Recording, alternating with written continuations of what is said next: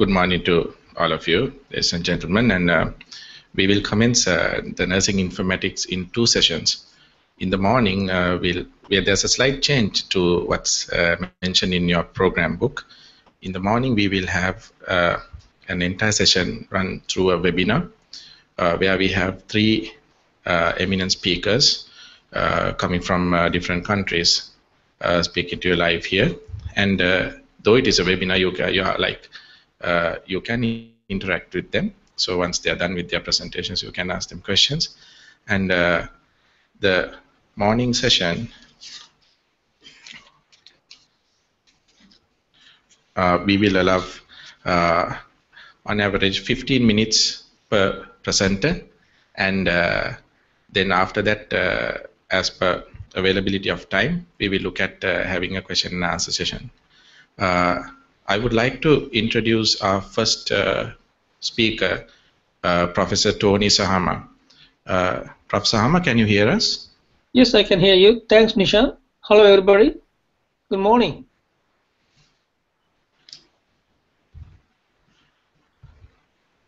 Professor Sahama, can you hear us? Yes, I can hear you. Can you hear? I can hear you. Can you hear? Yeah, we can hear you. Excellent. So let me introduce you. Introduce Professor Tony Sahama to you. Professor Tony Sahama is a senior lecturer at the Science and Engineering Faculty of Queensland University of Technology, Brisbane, Australia. He has a PhD from the Victoria University of Technology and an MPhil from University of Sri Lanka.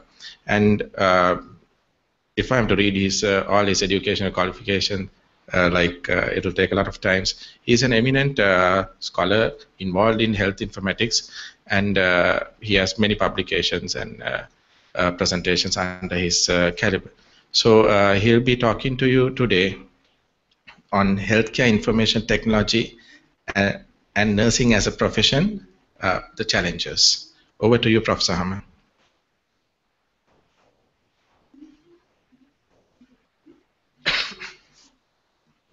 Good morning, everybody. Can you hear me?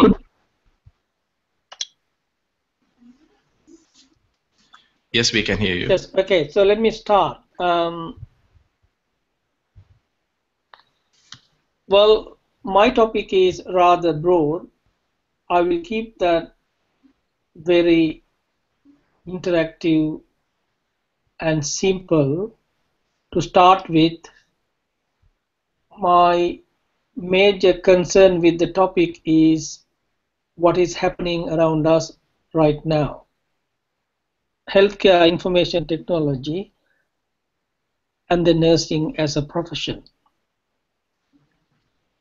To summarize what I'm going to talk to you today is, it is a complex socio-technical tools and techniques.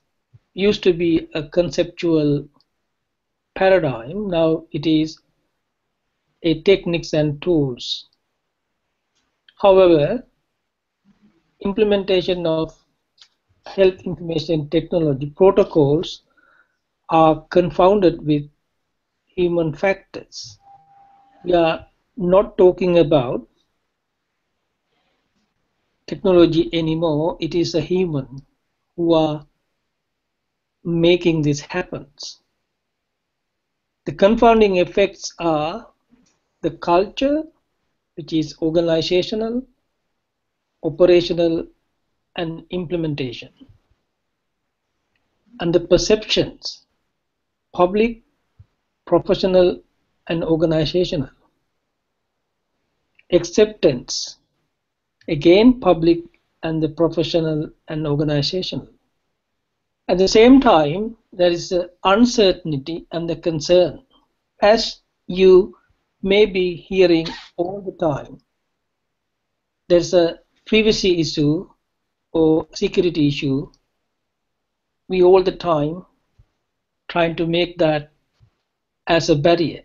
However, nurses are the frontline information gathering entity for quality of care and thereby making quality of life. Unfortunately, you can't see my slides straight away, Therefore, I'm going to keep you.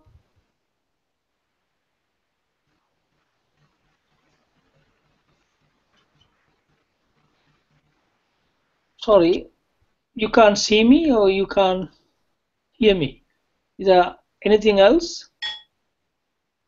We can't see you. We can hear you, but we can't see you. Yeah, I'm back. How about now? No, we can't see you. Yeah, now we can. Okay, so I would like Tarindu to manage from the other end rather than I manage from here. Can you hear me and see me? Yeah, we can both hear you and see you. Okay, good. Sorry about the technology. That is what it is, all we call digital interruption, which Joanne going to talk later on. So the digital ecosystem, which in Australia almost cost 1.2 billion, we have developed that already. It does have several nodes, several connections, several application protocols. All of them are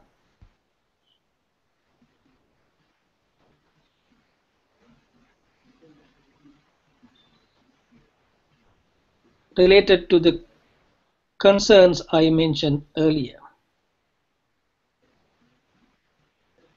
There are two key problems we are facing at the moment when we are talking about health information technology, part of nursing profession.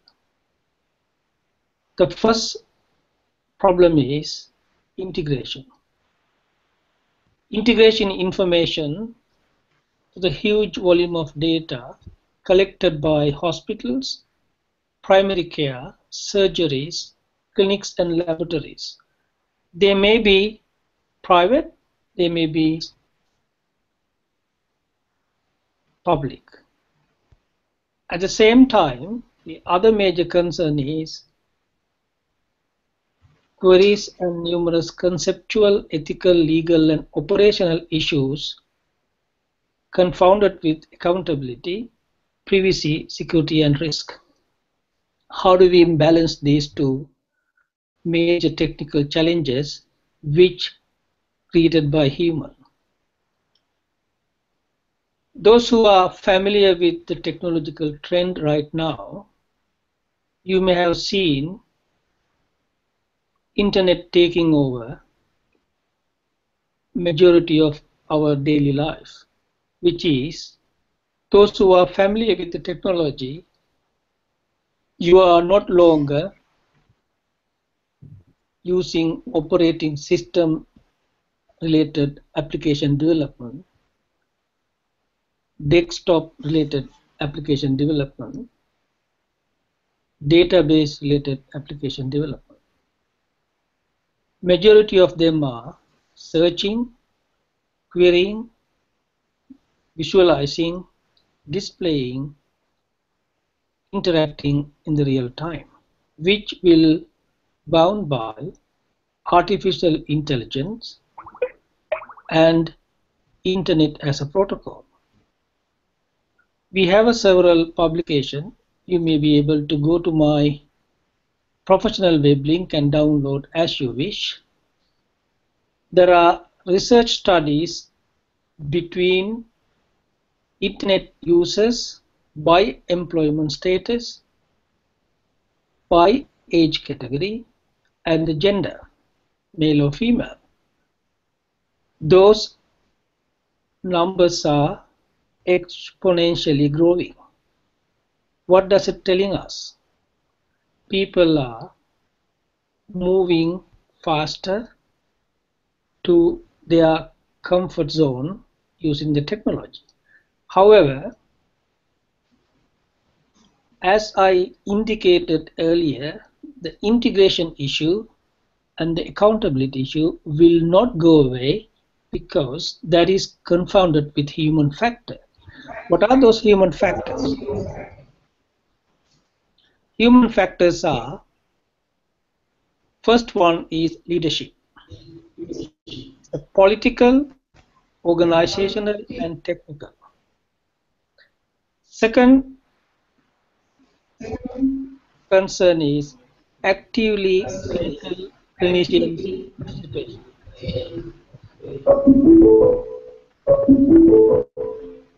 Third concern is reliable, rapid, and flexible infrastructure. Fourth one is competent health information and professionals. Fifth one is robust project management. Sixth one is commitment to standards certification.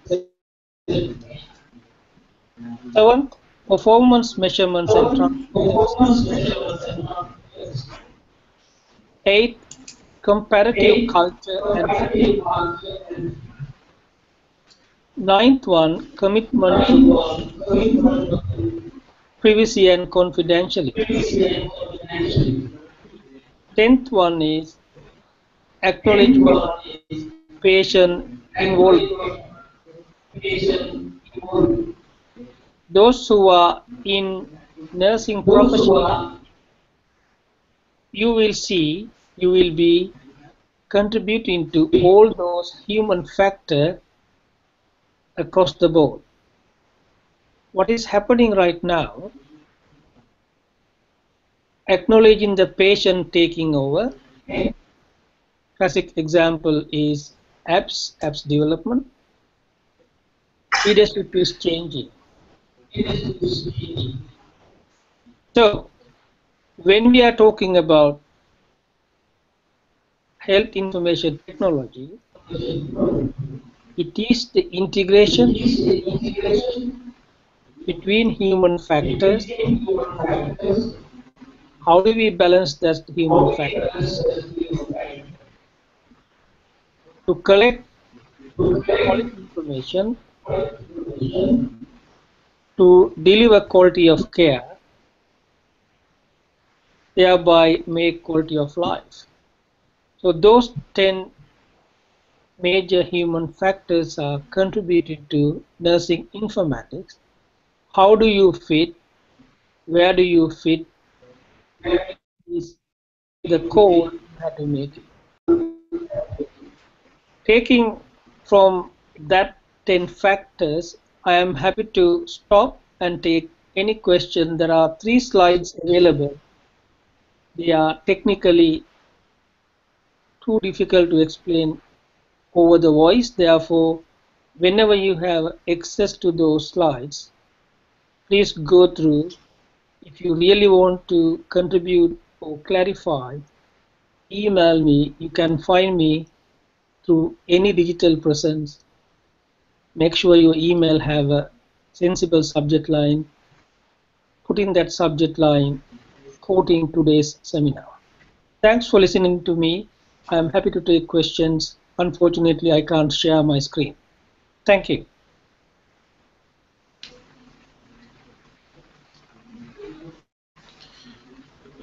Thank you, Professor Sahama. Is there any questions for Professor Sahama from the audience? We can provide a microphone.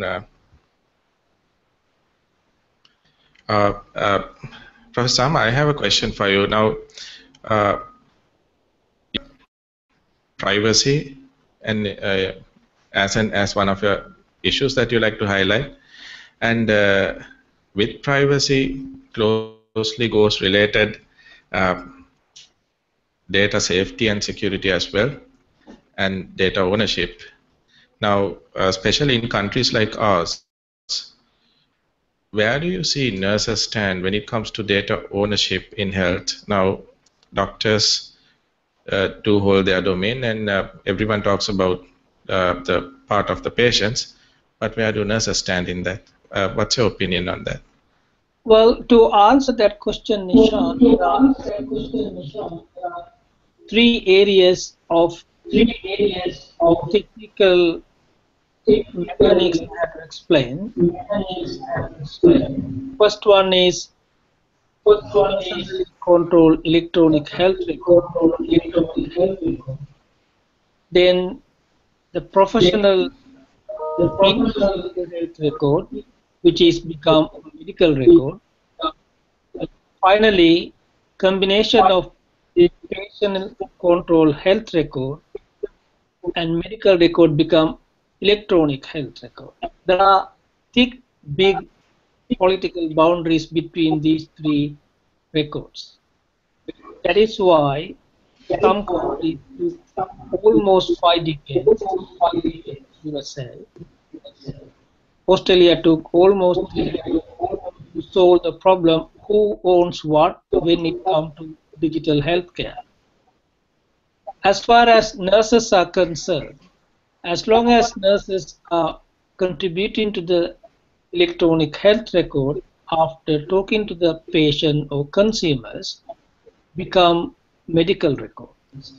Medical records stand by the legislative point of view, it's a medical record. So nurses contribute to that, stay as a nurse's contribution. Keep in mind, politically and legislatively, those are very sensitive areas need to be resolved. However, keeping patient in the center is the best way moving forward. So answering the question technically is easy, politically and legislatively is very difficult. I'm not sure I answer your question, Nisha.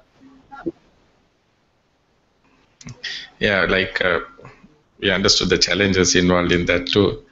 Prof. Sahama, like we have in our audience both government and private sector nurses and some key stakeholders as well from the universities that conduct nurse. Now, one of the challenges that I would understand is the lack of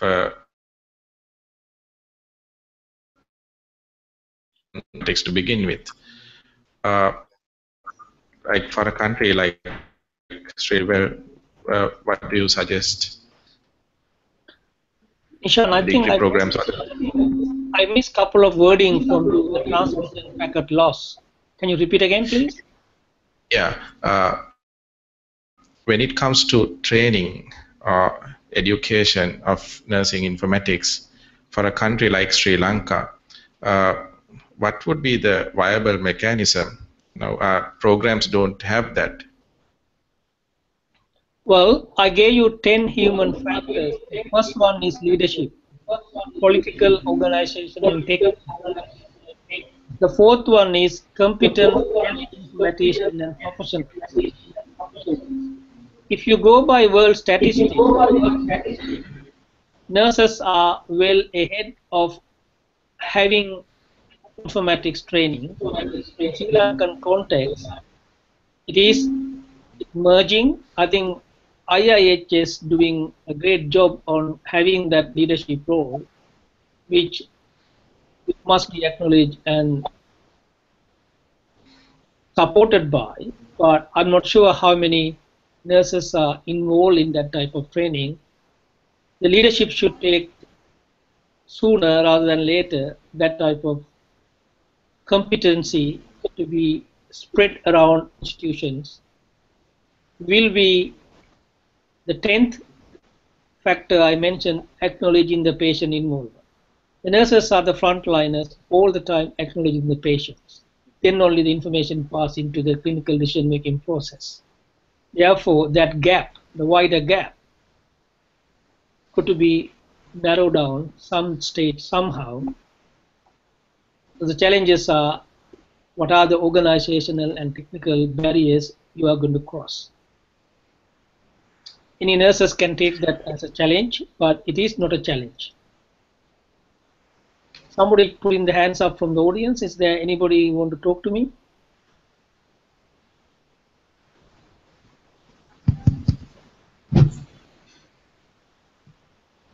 Thank you.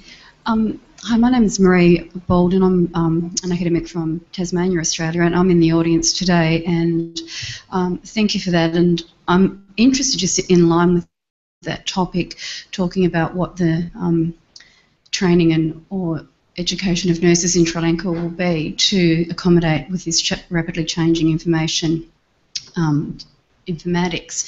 And previously you spoke about the fact that we have quite a lot of data coming through. So we have data collection in Australia I'm right from acute care, public and public health, etc. And the same, I believe, is happening. Masses of infrastructure being put in, and there'll be multiple data sets and collections for people to use.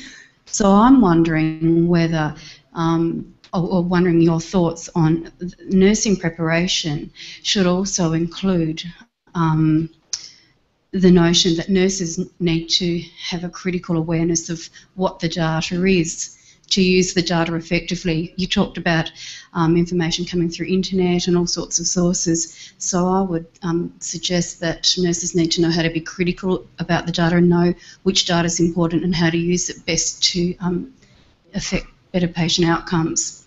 What are your thoughts there? Thanks for asking that question, Mary. I think it's a very well suited question, as what we are happening in Australian curriculum in health information management is disappearing. You may know that since 2010, around 14 institutions don't continue health information management courses for some reason. However, nurses should be aware somehow, somewhere, where they are training courses, whether it's a post or pre-courses, what exactly health information technology making the impact on their own local decision-making process. Which means, if you go to some of the digital hospitals, the nurses are using smart interfaces to communicate with what they normally do day-to-day life. Those days we used to do in hard copies. There's a generation gap, which you and me can't solve that problem. However, nurses who are going to come as a junior professional practitioners, they are pretty well positioned. Somehow they got that knowledge. But coming back to our local Australian curriculum, that is for some reason disappearing. I don't know why. Probably Elizabeth and Joanne will speak about that, because they are genetically professionally nurses. I'm not. I'm an informatician. So to answer your question very briefly, yes, nurses should know somehow where the information coming from, how it has been generated. I'm not talking about the clinical coding here, by the way. I'm talking about the information quality and the sources and the transmission and where the information is going to be at the rest. Whether it's a transition or the rest or the sources. So those things are highly technical. However, since the technology has been taken very fast, it is going to be somehow challenges for nurses to understand, which we as educators should do somewhere, which you and me can do it. How long we can do it, I don't know. Thank you. Thank you, Professor Sahama. With the best interest of time, I think we'll move to the next speaker. And with the availability of time, we will get back to you.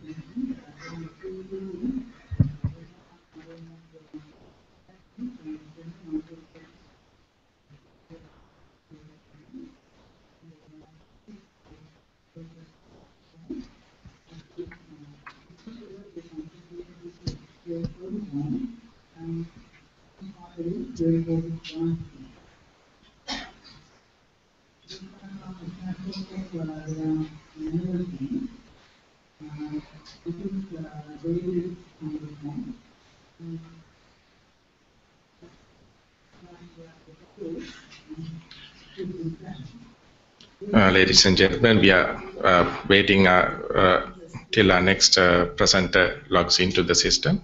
That will take a couple of minutes. So by the same time, I'll say thanks for my brief talk and listening to my talk. I'm happy to stay online, or should I disappear? What is the protocol, Nishan?